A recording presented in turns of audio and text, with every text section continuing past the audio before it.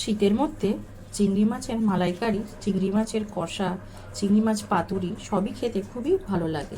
তো সেইভাবেই আমি চিংড়ি মাছটা আজকে করছি আলু দিয়ে কষা। তো কি কি লাগছে, আগে চিংড়ি মাছগুলোকে আমি নুন হলুদ মাখিয়ে নিয়েছি, এবার করব চিংড়ি মাছগুলোকে ভেজে নেব। তো এইভাবে চিংড়ি মাছ দেওয়া হয়ে গেল।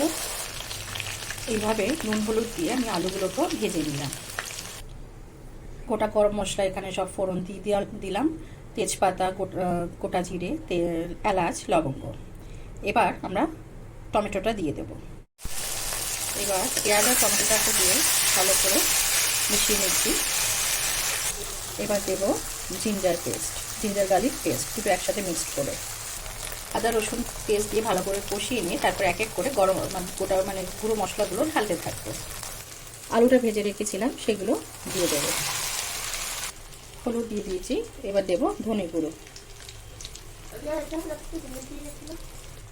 একটু বিরিয়ানি মশলাও দেব যাতে একটু টেস্টটা ভালো হয়, অল্প একটুখানি রেড চিলি পাউডার। সব মশলাগুলোকে এইভাবে একসাথে করে নিয়ে ভালো করে জল দিয়ে কষিয়ে আমি রান্নাটা করব। এবার চিংড়ি মাছগুলো, ভেজে রাখা চিংড়ি মাছগুলো এর মধ্যে দিয়ে দেব। এবার দেব ঘি, এবার দেব গরম মশলা। তো আমার পুরো আলু দিয়ে চিংড়ি মাছ দিয়ে কষা একদম রেডি।